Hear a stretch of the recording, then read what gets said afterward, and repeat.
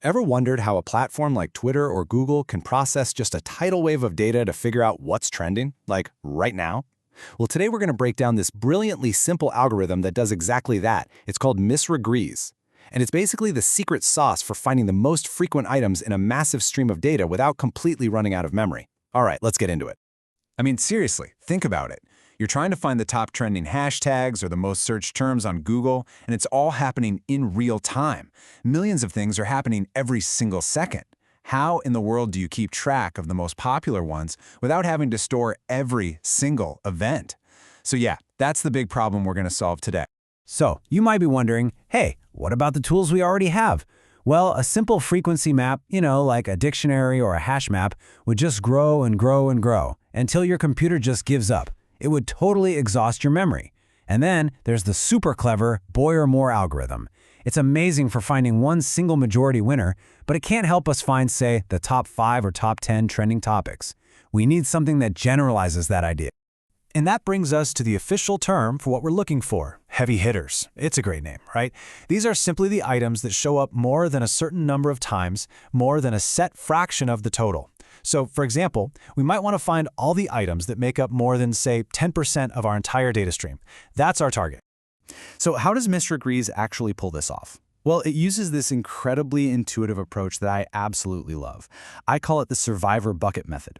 It's all about tracking a small number of potential winners and just letting the less frequent, noisy items cancel each other out. The whole thing boils down to 3 simple rules. Rule 1, if an item comes in from the stream and it's already one of our candidates, we just bump up its count. Easy enough. Rule 2, if it's a new item and we actually have a free slot, we just add it in with a count of 1. But rule number 3, this is the real magic.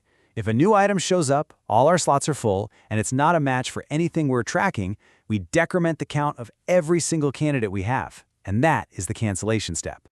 And that's really the whole game right there. Each slot that holds a candidate is like a survivor bucket. To stay in the game, an item has to be frequent enough to withstand all these periodic cancellations. All the infrequent items, their counts just get chipped away until they hit 0 and get kicked out. But the true heavy hitters, they persist. So how many of these survivor buckets do we actually need? This is the wild part. Shockingly few. If you want to find items that appear more than, say, n over k times, you only need k-1 buckets. That's it. This tiny fixed number of slots is exactly why this algorithm is so ridiculously memory efficient. Okay, theory is great, but seeing this thing work is way better. So let's walk through a quick example. We're going to trace a stream of programming languages and see which ones manage to survive to the end. All right, so here's our scenario. Our data stream has 8 items in it, and we want to find the elements that appear more than n divided by 3 times. So our k is 3.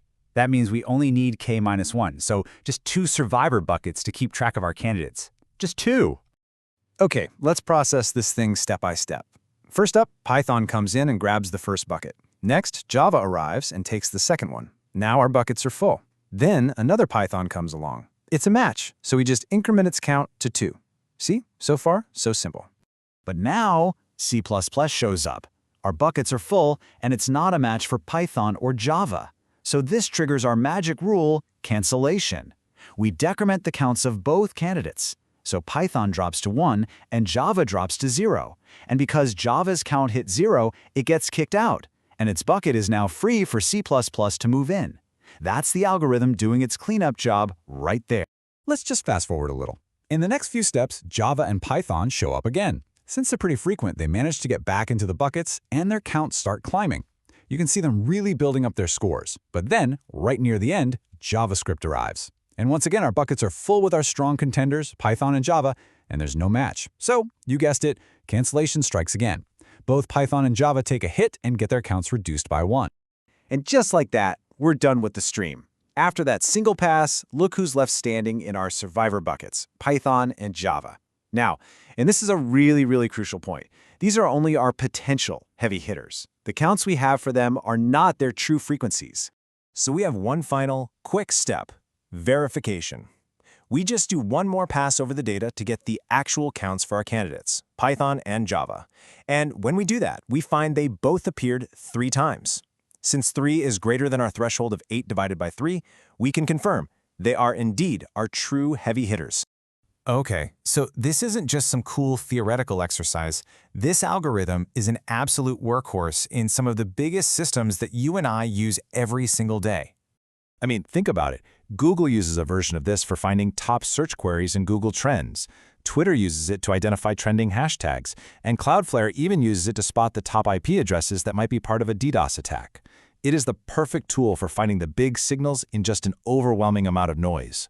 This quote right here really just captures its power perfectly. The algorithm literally doesn't care if the stream is 1,000,000 items long or 1,000,000,000 items long.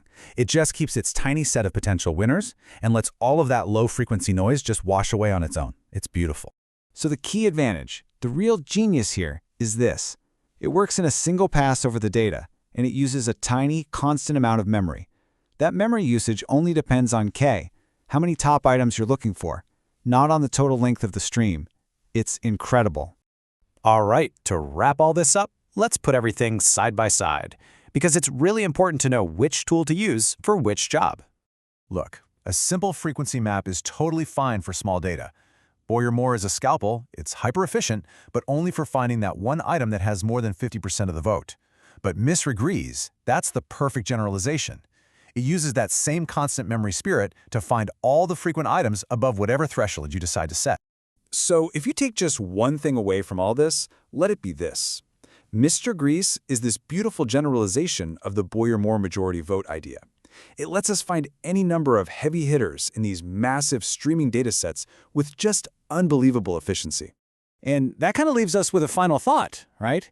We've seen it used for web traffic and social media, but what other huge, noisy data streams out there are just waiting for an elegant algorithm like this to find the signal?